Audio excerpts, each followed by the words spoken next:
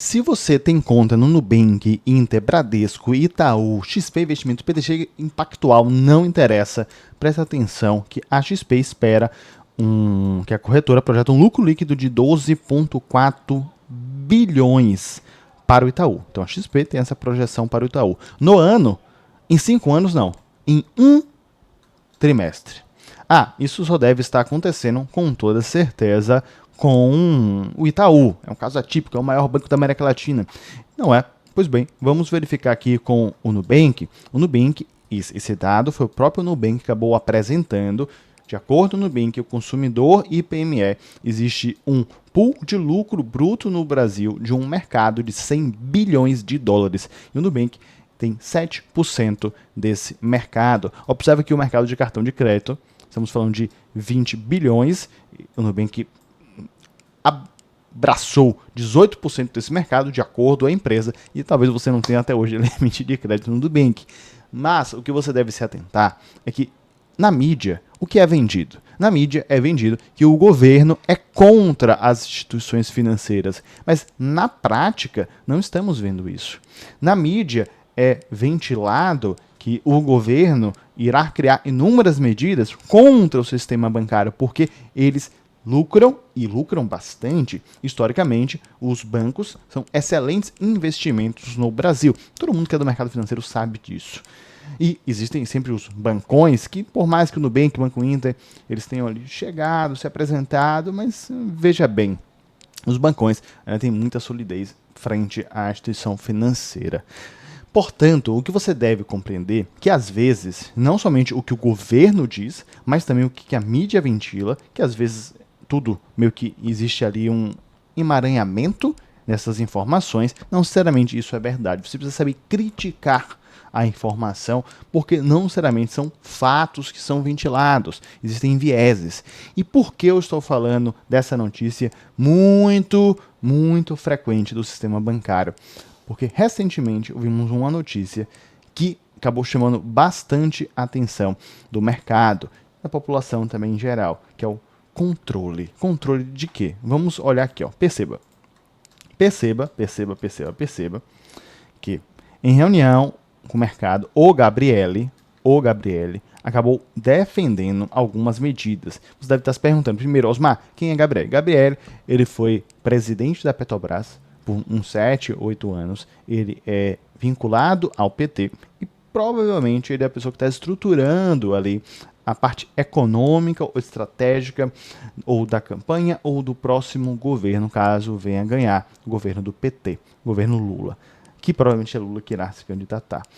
Ou seja, o que você deve compreender da fala de uma pessoa que tem todo esse potencial, que já viveu todo esse mundo, que era presidente da Petrobras 2005 a 2012, algo nesse sentido. Bom, uma pessoa dessa tem voz. E por mais que não seja o ministro da Economia, ele tem tanta voz que ele foi até a Faria Lima para poder conversar sobre ideias econômicas, por mais que ele não esteja ali no ministro da Economia. Algo nesse sentido. Perceba, vamos lá. O Gabriele, no encontro, ele acabou defendendo a elevação do salário mínimo como instrumento para estimular a saída de benefícios da Bolsa Família e reduzir a desigualdade. Pois bem, eu quero que você tente me explicar. Se aumenta o salário mínimo, eu vou acabar diminuindo a Bolsa Família? Então, isso irá partir de quem? Será o governo que irá começar a adotar algumas medidas para cortar algumas Bolsas Famílias? Caso sim, porque essas medidas já não foram tomadas por agora? Porque alguém que utiliza a Bolsa Família, na teoria, é uma pessoa que está em situação de necessidade extrema. Por conseguinte, você aumentar o salário mínimo e tirar essa pessoa da Bolsa Família não tem necessariamente uma relação. Isso por parte do governo. O governo executar essa demanda, porque a pessoa não está por necessidade. Bom, então vamos para a segunda opção. A pessoa irá declinar na Bolsa Família. Isso é factível? É execuível? Pois bem, imagine que existe uma família e alguém ali da família, por algum motivo, acaba ganhando um salário mínimo. E ele irá ganhar agora um valor maior. Então, ele saiu de 1.600 para 2.500, não sei, R$2.000, 1.900, automaticamente, sendo que o mercado não se adaptou a essa demanda.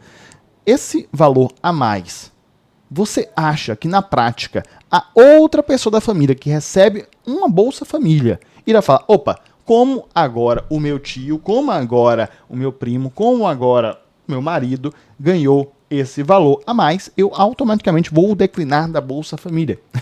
Você acha que isso irá acontecer? Seja sincero comigo, isso irá acontecer ou não? Além do mais, compreenda que o salário mínimo ele é referência para o pagamento de inúmeros salários dentro do próprio governo. E você sabe que os maiores salários que temos no Brasil, os maiores patrimônios que temos no Brasil, já fiz vídeo no canal sobre isso, eles ficam vinculados ao setor público.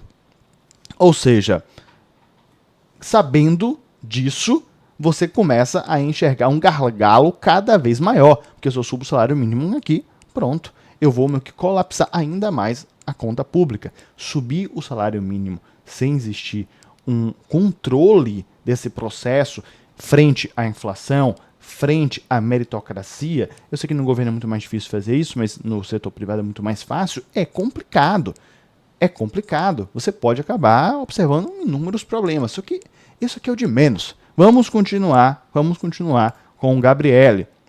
Bom, ele sustentou que o combate à inflação não deva depender exclusivamente da política monetária. O que é a política monetária? Basicamente, o Banco Central, ele acorda de manhã e ele acaba definindo algumas medidas para tentar controlar ali minimamente alguns aspectos da economia. Nesse caso, pensando muito mais na inflação. No caso, o Banco Central do Brasil tem outros pontos, mas basicamente a inflação. Sabendo disso, quem irá focar? Porque ele está dizendo, quero que você olhe, ele está dizendo que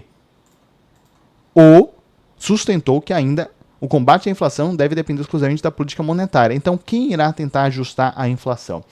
Quando observamos isso em outros países, recentemente, por exemplo, na Turquia, isso não deu certo. Isso, por longe, não deu certo. É o famoso, não sei se você já viu esse termo, Erdoganomics. Erdoganomics, é até um trava-língua.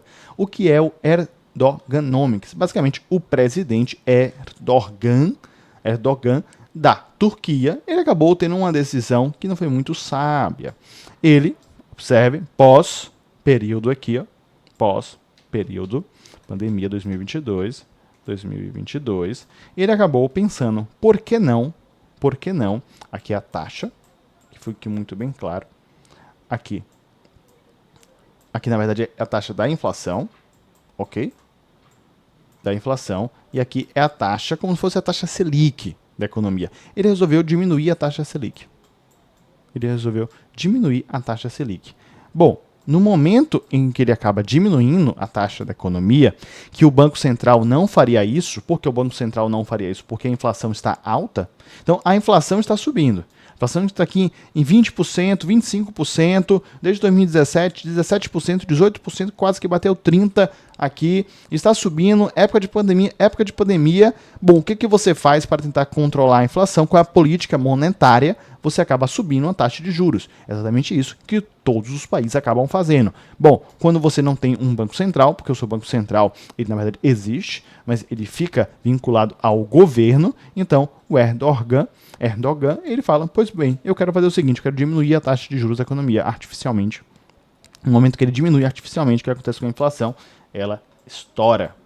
Aí ele falou, não, vamos tentar dar uma ajustada. Ele tenta dar uma ajustada. Aqui, 2024 para baixo, o que acontece com a inflação? Opa, a inflação dá uma reduzida.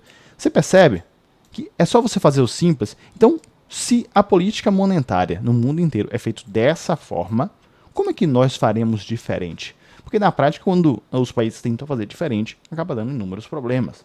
Explica para mim. Bom, quero que você comente aqui embaixo. Qual aspecto da economia que você quer que eu analise. Eu só quero chamar a atenção para você, primeiro, para você não esquecer de curtir o vídeo, se inscrever no canal, ativar o sininho de notificação, se o vídeo te agregou em algum ponto até agora, e comente qual ponto da economia você quer que eu analise. Além do mais, o que você tem que entender é que meu objetivo não é criticar necessariamente uma política completa, mas sim tentar criticar alguns vieses que acabam saindo na mídia e você acaba não entendendo algumas nuances. Compreende? Existem pontos positivos em toda a política econômica. Se a gente parar para analisar, eu posso até fazer isso. Posso analisar toda a política econômica do governo atual Lula, posso avaliar toda a política econômica dos players que estão tentando, como Flávio Bolsonaro, estão tentando assumir a presidência do Brasil. Pode ser interessante que você faça esse comparativo. Só que eu estou pegando o que saiu na mídia recentemente para destrinchar para você. O que Gabriel está falando? Bom, aparentemente, na prática, o mercado financeiro, a Faria Lima, o mundo inteiro não entende como um ponto positivo. Se ele conseguir fazer isso funcionar, seria algo extremamente excepcional. Pois bem, vamos retornar aqui para que você compreenda o que mais acabou acontecendo. Entre as alternativas propostas estão o fortalecimento dos bancos públicos. Para ampliar a concorrência bancária. Bom, então você irá fortalecer o banco público e você irá aumentar a concorrência bancária? Não é literalmente o oposto que nós estamos percebendo? Nós sempre observamos ao longo do mundo, quando você acaba tirando essa concentração dos bancos, outros bancos irão nascer e você irá fazer com que exista uma concorrência maior. Por que será que instituições financeiras como o Itaú, por exemplo, que é o maior banco da América Latina, começou a criar um cofrinho para que você colocasse um recurso financeiro lá dentro? Por que você acha que o Itaú fez isso? Foi de graça? Não. Ele só fez isso porque começou a existir um movimento das fintechs oferecendo suas caixinhas, cofrinhos com 100, 110% do CDI. Consequentemente, o Itaú observou, estou perdendo clientes, logo eu quero trazer esses clientes de volta. É um movimento muito simples. Então, quando você faz com que você estimula, você cria um ambiente propício para que outras instituições possam nascer, acaba gerando, inevitavelmente, uma concorrência bancária e evita uma concentração muito grande, que é o que nós ainda estamos vendo no Brasil. Isso não sumiu, isso ainda existe e persiste. Eu te mostrei ali a quantidade do lucro do Itaú, que ainda é uma instituição financeira, ainda é considerada a mais sólida do mercado, por mais que o Nubank tenha alguns números de clientes ali que acabam até assustando qualquer banco. Eu quero que você continue dando uma olhada no controle, que alimentos e instrumentos para reduzir, incluindo controles de capital. Controles de capitais, no caso. Controles de capitais, esse termo aqui acabou chamando muito a atenção do mercado.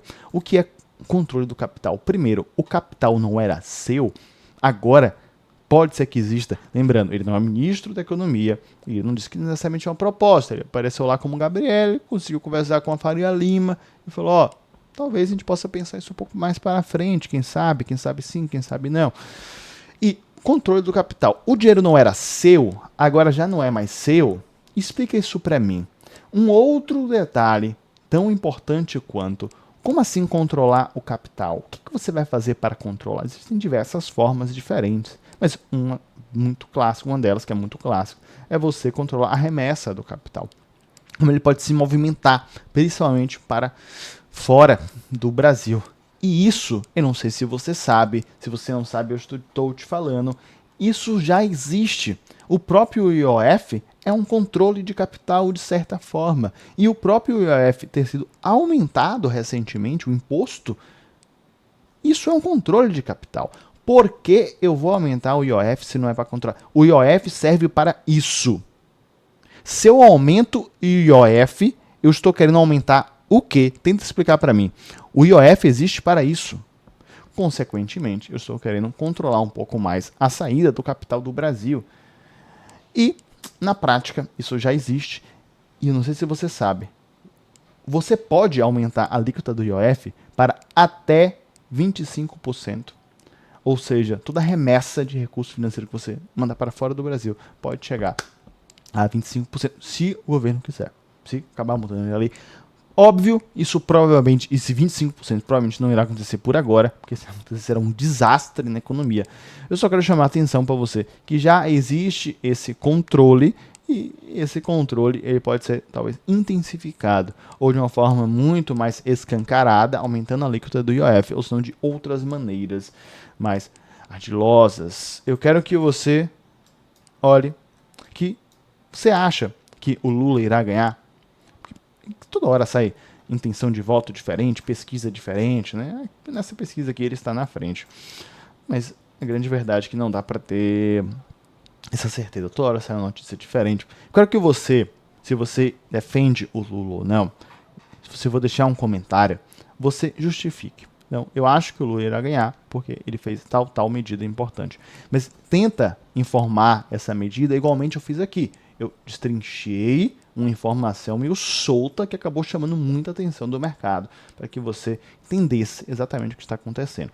Não, nos últimos anos, todos os anos, os bancos não foram prejudicados, pelo contrário, eles acabaram ganhando dinheiro. Não é ruim uma empresa ganhar dinheiro. O ruim é você acabar falando uma coisa e estar fazendo outra. O ruim é você não permitir com que outras instituições financeiras possam florescer, nascer, existir uma concorrência para que você acabe ganhando. Ninguém é contra banco, não. As pessoas são contra não existir uma livre concorrência. Essa é a grande verdade. E o governo precisa proporcionar isso em inúmeras medidas. Além do mais, você precisa entender que por mais que você venha fazer absolutamente tudo, assim, você fez tudo. Você parou o que você está fazendo e você fez absolutamente tudo. Talvez algumas medidas você não consiga alguns pontos você não consiga resolver. Existe um novo sistema que o governo irá implementar, muito provavelmente no próximo ano, você deve ter ouvido falar, que é o Split Payment, que a sua sonegação, eu não estou dizendo que você faz, mas a sonegação fiscal no Brasil provavelmente irá morrer em larga escala, e os preços poderão subir dos produtos. Não necessariamente larga escala, mas poderão subir. Bom, eu quero que você veja esse vídeo, caso você tenha esse interesse. Um grande abraço, meu nome é Osmar Tanajura, se você já sabe, eu te vejo daqui a pouco.